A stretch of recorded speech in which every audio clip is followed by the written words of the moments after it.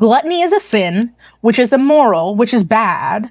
So it's something that should be shamed, and shaming is righteous and virtuous. So therefore, fat bias and fat phobia are legitimized, and no one has to feel bad about being an asshole in the name of concern for health. I have to record today because I am so behind. I have so much stuff to try on. I am recovering from a cold, but I am going to try and power through and get ready and get this done. So this is going to be a very quick get ready with me while I'm sick, maybe like life update. Apologies in advance if I blow my nose or cough or something. It's been almost a week now that I've had this cold, so it's going away. We're getting there. But yeah.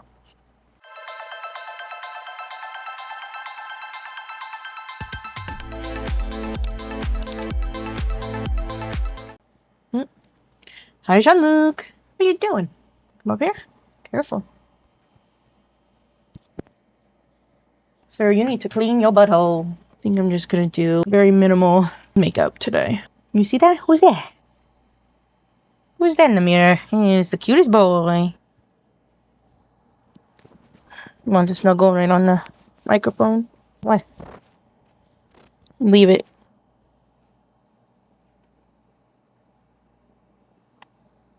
You're so big. You used to be this big. Now you look at how big you are. You're like a teenager. Well, this has put a little bit of a wrench in my plans. You like my earrings? You're so handsome. Now I have to do everything left-handed. Ooh, something I'm excited about. I got this tripod. Well, it's not even a tripod, quad pod. It's got 4 legs. It's not even like the main thing that I'm excited about. It has a way for me to connect or mount my DJI Osmo Pocket 3, which is what I'm recording on. And then it has a MagSafe ring or whatever, and have my phone on it as well. So I can have both devices at the same time. I can have this one going horizontal and my phone doing vertical, because I don't have enough room to have my horizontal video far enough back to like show off my whole outfit. So it'll be great to have a vertical view of that as well. Okay. So let's unbox it together. Another cool thing about this is it has instant tripod release, where you just hit it on the ground and the legs pop out. Unfortunately, these kinds of things get upgraded all the time, so I'm constantly buying new equipment. That's how they get you. The only downside to using the back of the phone to record is I won't be able, I don't know, I have to double check, but I won't be able to record from the back of my phone, which is of course the better quality. So I think I'll have to use the front camera, which is not the end of the world. It's still pretty darn good and better than nothing. I did find there was an app on the phone where it records horizontal and vertical at the same time, but I haven't found a good way to view what's on my phone screen. I could view it on my laptop, but I can't control it. There's no way for me to push the buttons from another device on my phone. So like iPhone, please figure that out. So I haven't used that at all. And so the easiest thing for me is to just use my DJI Osmo Pocket 3. And then if I need vertical video, I just whip out my phone. If you're interested to learn more about the more technical side of content creation and that kind of stuff, I am so happy to share. No gatekeeping. I'm happy to share all of what I've learned. But if you have specific questions, let me know, because obviously you can't see what's behind the camera and you can't see my point of view. Ooh, I know what I could do. I could actually take a video of, I won't even clean it. Only thing I'm going to do is throw out my tissues. Just going to throw these out so they're not in the video. But I will show you what I'm looking at so you can see from my point of view. I'm going to do 0.5 just because I'm so close. So over here is the box and the tripod. I have this light to counter, or in addition to this light, this one is mounted. This is a light box that I mounted on the wall. And this I'm going to use to do my makeup. And here's my setup for recording, using this to open everything. This I just haven't put away. My makeup, my brushes, cough drops, drink, AirPods, for the light and for the air conditioning, and then stuff I haven't put away yet. So this is the hot mess portion. And all right, I'll just go ahead and show you the rest of the studio. So this is the light box that I use for recording. Crap I haven't put away yet. This is the tripod that I would use for my DJI. And And then this is where I record. I have a bunch of shit I haven't put away yet.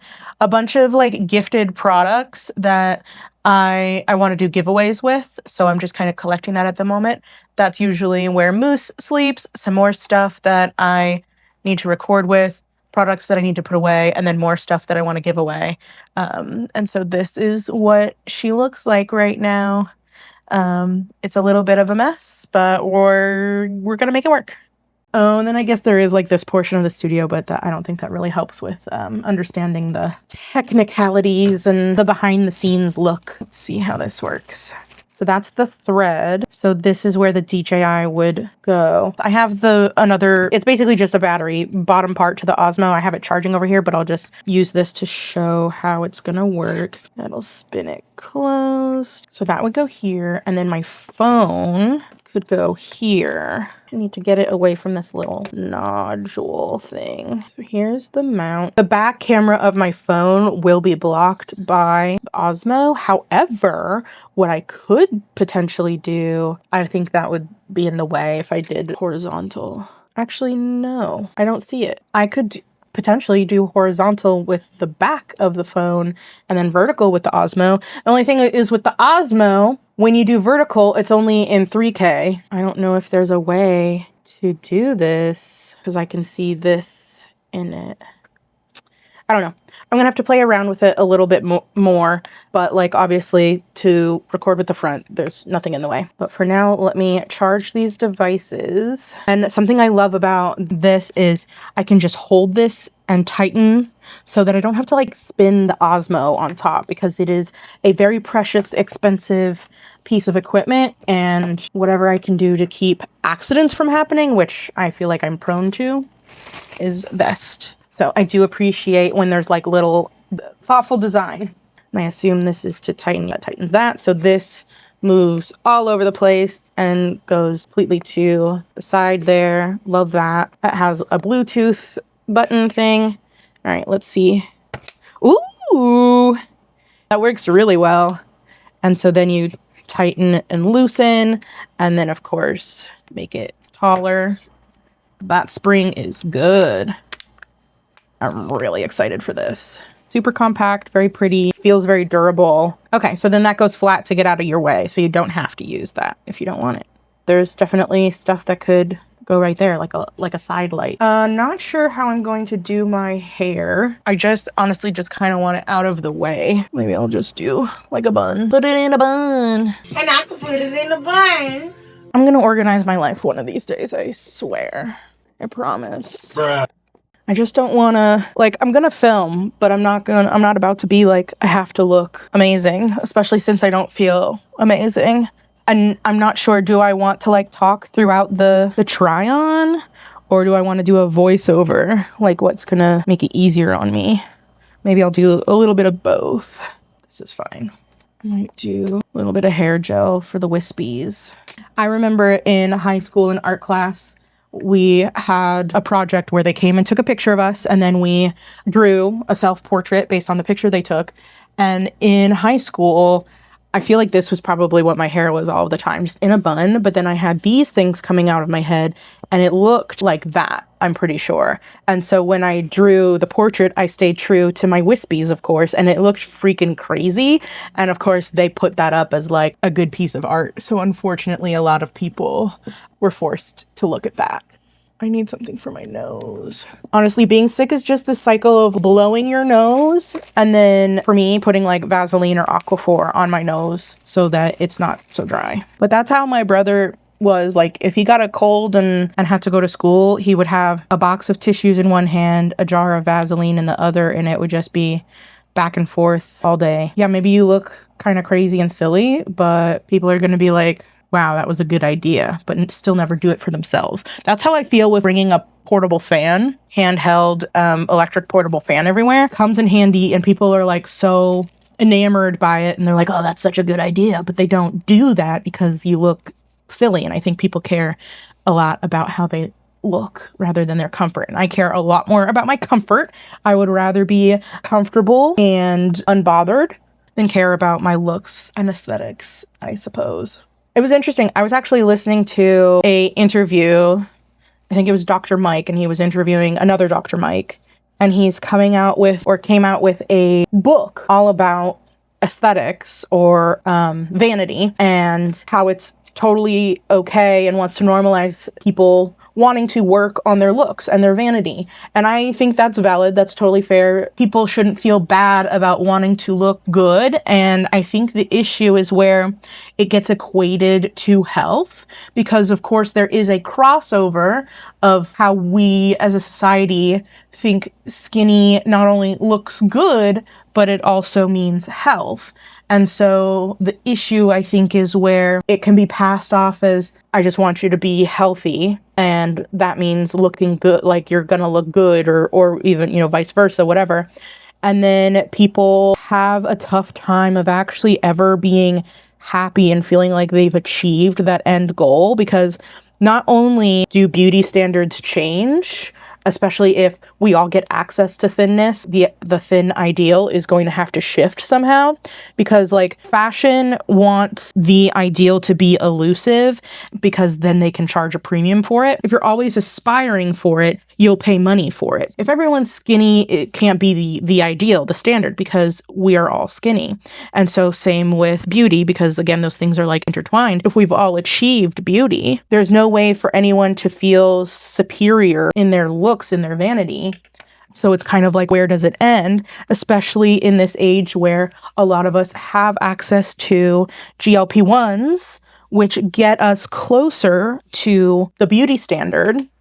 And I think that's a big reason why people are mad about it feeling like it's a cheat code. It's a cheat because they have to work so hard to be beautiful, to be thin, to be healthy. And they perceive this medication as it like threatens all that hard work that they did and that suffering that they went through. And they think you shouldn't just be able to access what I've accessed through all my hard work without doing the hard work. And that's without saying like GLP-1s still require hard work. So we're moving past that and just how people feel. So if all of us are going to have a lot more access to beauty and aesthetics and be able to achieve the vanity much easier, and it's only going to get easier, where does it stop? How do we recognize when it's actually impacting us negatively? Because I'm sure we would all agree that things can be healthy to a certain extent, right? You can always overdo something. You can always go past that health and it be too much. Just like you could eat too much broccoli. You can drink too much water. You could lose too much weight. You could, have too many surgeries or whatever, because the aesthetic isn't just thinness. It could also be, BBL, lips, hair plugs, all sorts of things. And it's very subjective about where that line of too much is. And so while I don't think like this gentleman's book is bad in itself, but I feel like the thought processes that it takes you on, I guess like anything, could go in a bad direction. And so the hesitance is that, for me, like why I might put up something to say like, hey, wait a minute, is this actually a good thing? Like the reason why like alarm bells are going off for me is because malnourishment is so bad and so much worse for someone's health than some excess weight. And we're not talking about, my 600-pound life, or even, we're not talking about me. I am above the healthy range of overweight. I'm above that. I understand that. I'm not coming from this as a point of like, I'm healthy, but there is definitely a point where thin to malnourished, that's so much narrower than this range of overweightness, where if your waist to hip ratio is, in a certain range, like you're still okay, even though the pounds that you have is in excess of what science and most people consider normal weight. Again, subjective. But it's tough to say what is healthy and what is unhealthy for the individual. And if we make it feel so elusive and difficult if we make it so desirable and make people so desperate to achieve that to where it's now a detriment to their health, I worry. So just like people who are concerned for fat people, assuming it's coming from a good place, while sometimes it's not, I guess I'm concerned for feeding into the idea that you can achieve perfection. The man who wrote the book said, no, don't go for perfection. I think it's easy to slip into an idea of perfection and hard to avoid that pressure of perfection. Or maybe that's just me being ADHD and being who I am in the past. So that could be me just pushing my own my own issues on this. But in the past, when I was actively trying to lose weight, perfection looked like always losing weight, because I was putting in all of the hard work. And if I stepped on the scale and I had not lost weight, I was not doing enough. And then for me, that led to ED behaviors and then left me in a worse position of both physical and mental health in that pursuit of perfection. So if anything, I failed very miserably, I suppose, in that pursuit. So I just feel like it's the same trap. And the extremes of like looks maxing, for instance, is becoming a lot more acceptable and widely known. And I think it's very negatively affecting our youth. So I guess in my ideal world, we wouldn't be comparing our aesthetics to one another and looks. And I think like mainstream media and the fashion and beauty industry, they're the ones, for the most part, in my mind, who determine what beauty is, right? What society should want to achieve. And I think media has done a really good job at telling us that it's something we should want to achieve and something we can achieve, but buy this program, purchase this supplement. And if you are not trying to achieve this, you don't get access to a comfortable life. I think it's a big reason why not to also note, like, there's also so much fat bias that people just think fat people are gross, ugly, disgusting, and the issues that we face are our own fault. And there's this morality judgment of like, then you don't deserve to be comfortable. You deserve what you get, which is discomfort, and you should feel that way until you fix your gluttonous ways, whatever. And so I think that's a big reason why our infrastructure and like airplane seats and chairs and benches and clothing stores that don't have our side, like that's why those things are not built to accommodate, because it's seen as something that shouldn't exist. It's our own fault. It's bad. And in ways we're not talking about the health portion. We just don't deserve some of those basic human rights that I believe in. I believe we all should have access to clothing. I think we should all have access to comfortable places to sit in public. I don't see that as controversial, but people who cling very hard to seeing fatness as a moral failing won't let that go, because I think they want us to be punished.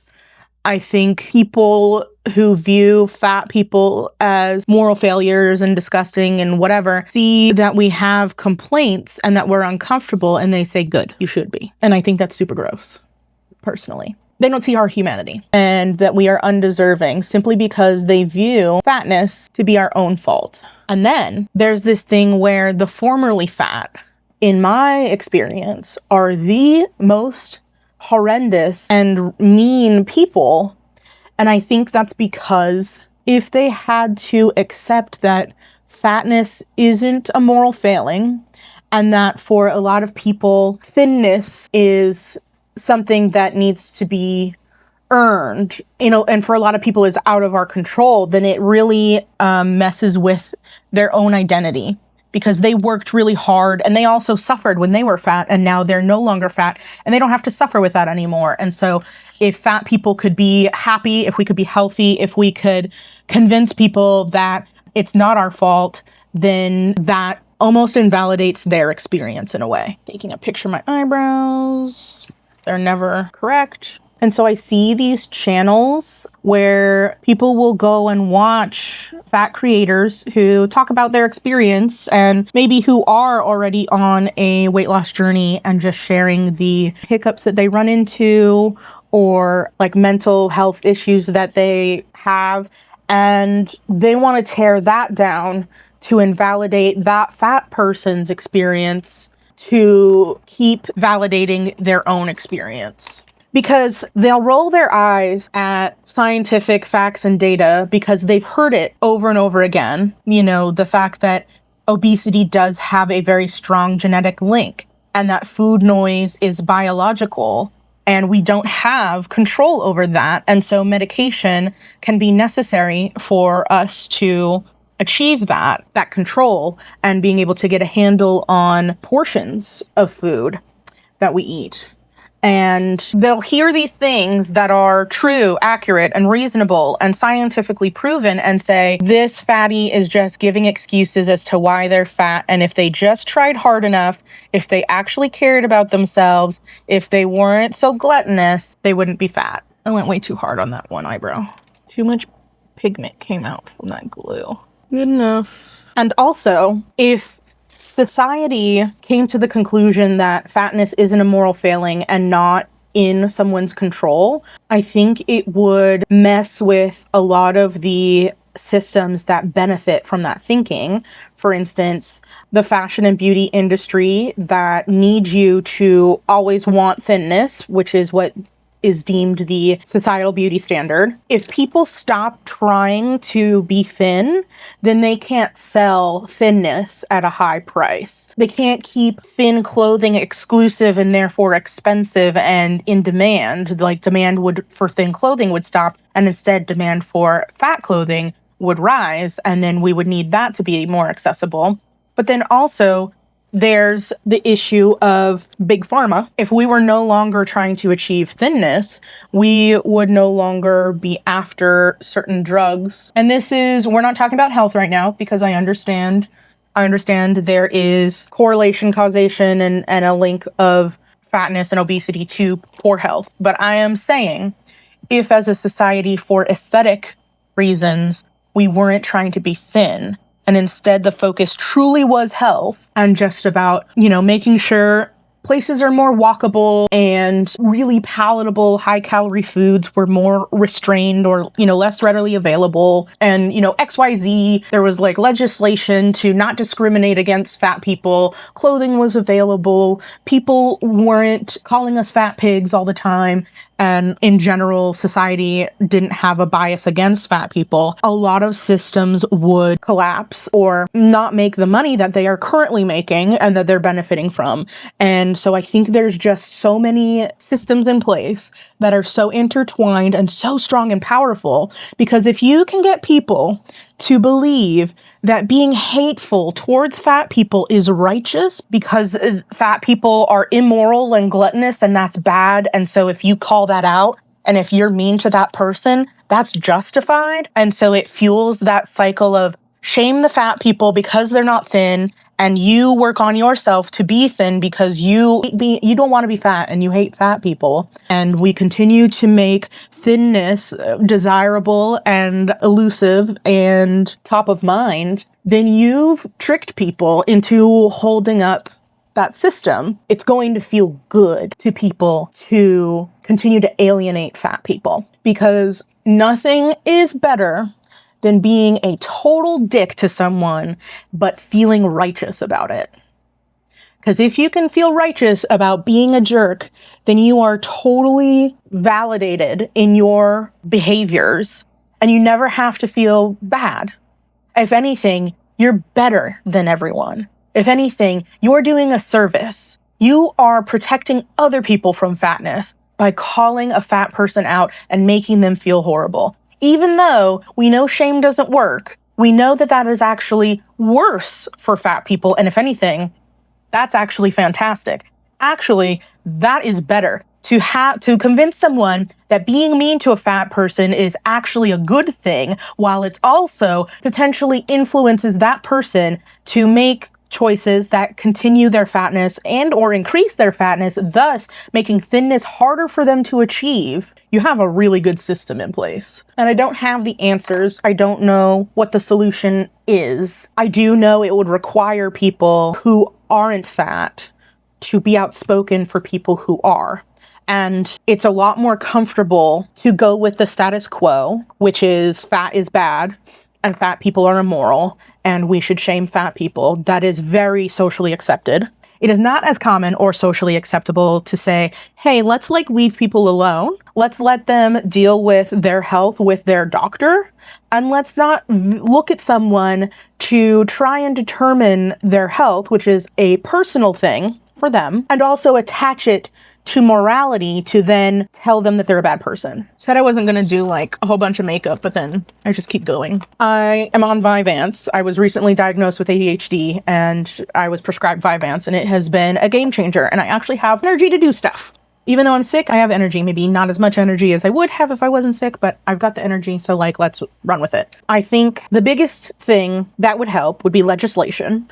It would be ensuring that obesity and fatness is a protected class, meaning that it couldn't be discriminated against for a job, and insurance couldn't deny you coverage because these things are still acceptable. You can still discriminate against people simply because of the size of their body. And I think even if you think that people are at fault for their fatness, we still deserve humanity and access and care. I understand that there are so many different reasons why people are fat. A good portion of those reasons can be out of our control. Also, making it harder for us if our desire is to even lose weight. Let's keep that in mind. There are people who are fat and happy. There are people who are fat, and I'm not talking morbidly obese, okay? I'm not talking me. I am talking about like overweight, whatever. I understand there's a lot of things about my excess fat that attribute to lesser health. But there are people who are overweight who can be discriminated against that are metabolically very healthy and could be overweight due to reasons that are not their fault, not directly, and or making their life that much harder. There's also like lipidemia. There's a whole lot of reasons why someone could be larger that should not exclude them from access and from their humanity. And this is, again, approaching it as if fatness is someone's fault. I don't believe that. Or at the very least, I don't think that means someone's a bad person. And I don't think that means we deserve to be treated less than. I don't think that means we deserve to be bullied and harassed and made fun of simply because of our body. I think we should have good medical care. But there's so much fat bias in the medical field, and you can deny it if you want, but it's real. You can't deny the data. And there's so many of us who have firsthand experience of being told just lose weight, and that's not even the issue we were there for. And things go undiagnosed and untreated and ignored, and our health suffers even more simply because we're fat. But that wasn't even the reason why our health is declining. It could be the doctor just doesn't want to look past that. We don't get treated, or we don't go into the doctor's office anymore because that's all they tell us every time we go. I think all I'm going to do now is just mascara. But if we just kind of continue things the way they are with shaming fat people and saying that should work, I think you're ignoring the many, many years of trying that and it not working. Because if shame was a motivator, which we have data to show that it is not, and again, if anything, makes things worse off, especially because that anxiety can spike our cortisol, which affects our weight and everything. There's metabolism, there's money, there's medical access. There's so many different factors. And if you're just going to simply shame someone for their current circumstance, that's not gonna do anything. I look at it as if someone was having difficulty with alcohol. You could tell them, hey, just stop drinking. Does that help? To someone suffering with that affliction in a society that just shames them and tells them to just stop doing the thing that they're doing, does it help them? Does that really cultivate an environment for them to feel empowered to take control of something that they wish to change? And I just don't think so. And I think a lot of people leave out nuance and compassion. And I think it's a shame. And I think it's not going to make anything any better. I am very grateful, at least for GLP-1s. It doesn't help that now people demonize GLP-1 use because it can be very helpful for people. I'm on it for type 2 diabetes, and it was necessary because I tried to do the same old thing when I was first diagnosed. Like, no, I can do this on my own. I don't need drugs. What did I think had changed? What can I do differently just now that I have type 2 diabetes that I couldn't do before? And the food noise that I didn't realize I had was still there. I just was not able to take control of anything any more than I had in the past because I was just trying to do the same things. If you just scream calories in, calories out, just eat less, move more, that really doesn't help. This is to the people who think that shaming fat people is going to make a difference. And if you think that that's the case, I implore you to look up the research on it. I implore you to reflect on, has that been working? Wouldn't we all be thin? Because I think most people would agree, society as a whole does not desire to be fat because we are told that thinness is preferable and healthier. So there's not a whole lot that tells us fatness is good and that we should be fat. And you might go and claim, oh, well, body positivity is to blame for that. I disagree. But even so, you think body positivity is stronger than the media? You think it's stronger than all of society that is telling us fat is bad? I really don't see that. I don't feel like, unless I went into very specifically curated spaces, that as a whole, people thought that my body was good. If you think that people just being told that their body is not good and they need to change it and they need to be shamed to motivate them to do something about it, probably not going to work. But that's if your goal is to actually help people and to reduce obesity. Because if your goal is just to feel better about yourself and to have a way to be a jerk to people that's socially acceptable and makes you feel better about yourself, then I guess we're really not looking for an actual solution. And I really wonder how many of the people who do the concern trolling are actually invested in people being actually healthy, physically and mentally. Because then where are you going to get those hits of righteousness if there's no one to shit on that is socially acceptable? Because you can't start poking fun at people who are disabled with disabilities. That's not socially acceptable.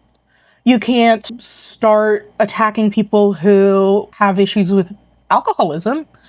We know that that's not all in their control, even though some people might say that it's not. And that's kind of how it mirrors people's view on fatness, on obesity. Do you think that would be socially acceptable for like a lot of people to shit on people who are dealing with alcoholism? And who benefits? Think about this.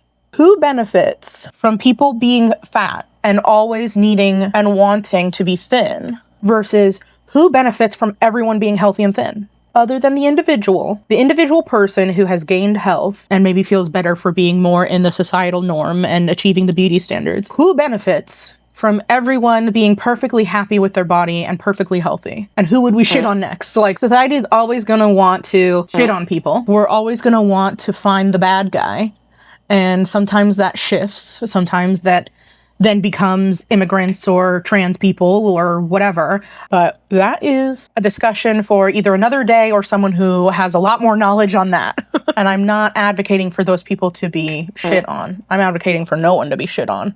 I'm advocating to see humanity in everyone, but specifically fat people because that's the community I'm in. And also, I wonder if people could see how fat bias and continuing with the thought that fat people are bad and fat is bad and you should want to be thin and fat is unhealthy, et cetera, how that contributes to that system, that very negative feedback loop, and affects you negatively too. Because then you're always going to be terrified of fatness and you might go to extreme lengths to avoid that when turns out if you gained a few pounds, it's not the end of the world. Turns out if you were considered overweight, it might not affect your health as negatively as you think. And there could be ways that you could work on your health decoupled from trying to achieve thinness. So, I don't know. It doesn't just hurt fat people. So maybe if people understand how it negatively affects them, and you know what? That might not even do it, because sometimes people relish hurting other people, even if it means harm to themselves. As long as someone else is hurting more than me, I'm fine with it. And I feel like that's apparent in a lot of the rhetoric these days and a lot of the decisions that people have made. Sometimes people just want other people to suffer, even at the expense of their own suffering. I don't think that's the majority. And I think if we can get people to understand and empathize and see that they are also negatively affected by some of their beliefs, that they've been told. They've been told to have these beliefs. You know, we don't just automatically think that fat people are morally bad and all of that. There was a time when fat was a good thing, and we have certainly learned a lot since then. And I hope that people will still leave room for nuance and compassion and understanding. One thing I really don't understand is the channels that focus purely on negativity towards fat people who say, well, I'm spreading awareness and I don't want obesity to be glorified or normalized, and fat people shouldn't feel good about themselves and should know that they're unhealthy. Do they understand that it's self-serving? They're really not helping people as much as they are making people feel better about their own negativity towards other people. Because I guarantee you, fat people know they're fat. But people who enjoy that content get to feel better about calling fat people fat in the name of preventing more obesity or trying to take the wool off of people's eyes who don't realize that they're fat, and thinking that people are delusional because you don't believe in the science and the data and what doctors are realizing and what information is out there that's telling us that there's so much more to fatness than just eat less, move more, and it's your own fault. There's more to that. And that any fat person trying to explain their experience just comes off as excuses. If someone mentioned their medical history, their family history, their mental history, and their biology working against them, all of those things are very legitimate reasons that are contributing to the body that they're in and to the situation that they're dealing with. It's just seen as excuses. That's just an excuse. You can overcome that. Again, that leaves out all nuance and compassion and doesn't actually help anyone. You can continue to think the way that you do, but is it helping? Or is it making you feel better? Is it the actual data and the actual science and what's actually happening in the real world and to people? Or do you want to just continue to believe what most people believe? Even though most people believe this thing, it doesn't mean that that's truth, but it's more comfortable to just kind of go with what the majority of people think and what society thinks. And there have been times where a majority of society thought a certain way, and we can reflect back on that and say, hey, that was wrong. And just because it was a different time, and just because everyone thought this thing, doesn't mean that that was correct, nor was that the right way to go about the situation. I think history will look back on this as, hey, we didn't go about that the right way, and we were very wrong, and we made things a whole lot worse, and people really suffered, and we didn't hear them out. Boy, do we look like jerks. And I don't want to be part of that. I don't want to look back and say, wow, I was really mean to a whole bunch of people that didn't deserve it, and also it made their life so much worse as in a whole, like so many, not just one person, but almost all of them. It made them feel so much worse. It made their lives tangibly worse from my thoughts and beliefs and how I push those on other people. If you can educate yourself and reflect and find out that your beliefs are harmful and your actions are harmful, I hope that you can step back from those things and be better. I know the things that I've mentioned, again, are not the norm, and there's going to be a lot of pushback of like, yeah, well, you're fat. Yeah, well, you could just not be fat. I don't think that you're someone that I can reason with. I don't think you're someone who wants to learn, who wants to be compassionate. But if you are, let's have the discussion. Let's talk about it. You can ask me questions, why I'm fat. If you want a real answer, I will give you one. If you won't accept the answer, nothing more I can do about that. But I'm happy to talk. I've dipped my toe into body positivity, and I had that experience, and I've dipped my toe into doing a lot of research about obesity and GLP-1s and being in a space with obesity specialists and really trying to learn about those things rather than pushing back on something that I didn't like. Like, oh, if I reduce calories and work out more, I would lose weight. Absolutely not. I understand there's nuance to that is factually and scientifically correct. And figuring out, well, why hasn't that worked? Why didn't that work for me? Why can I hear that information that is factually correct and still not work on my health in a positive way? And the methods in which I did try and work on my health in the past, although when I was working on my health in the past, it was very much to be thinner, which I have let go of. I very much think about health as health. I understand that working on my health could result in less weight, and it has, and it probably will continue to be. But I've made a mindset shift that has been so helpful for me. And I hope that it can be helpful for others. And if I was to have a channel where I was reviewing other people's choices in their life, I would want it to be the most positively impactful that I could. And so I think it's important that I talk about these things because I feel passionately about them. And if I can help you in between trying some clothes on and letting you know how they fit, but also talking about the complexities of fat bias in society, I feel like that's a really fun mix and I can help in one way or another. So there's cat hair everywhere. I feel an itch and it's always a cat hair. Get that off of me before I spray. Well, thank you so much for joining. I hope this was interesting, informative, thought-provoking, and I appreciate you listening to it. Yeah, this is something that I've been learning more about and becoming increasingly interested in. I've been reading, I've been researching, and I've also been posting more about these kinds of things on Threads. So I feel like I have different kind of like niches, different little special interests and topics for my different platforms. So if this was something that you enjoyed and want to talk to me more about, Threads and also comments on this video would be helpful. So this was fun, and now I gotta go do some other work. I gotta record and try stuff on a whole other different kind of video. But thank you so much for joining. Please like, comment, subscribe, put on your notifications. All of those really wonderful things do very much help, and I am so appreciative of you being here, interacting, and continuing to come back and watch more of my content. So thank you so much for making this little corner of the internet so awesome, and I hope to see you next time. Okay, bye!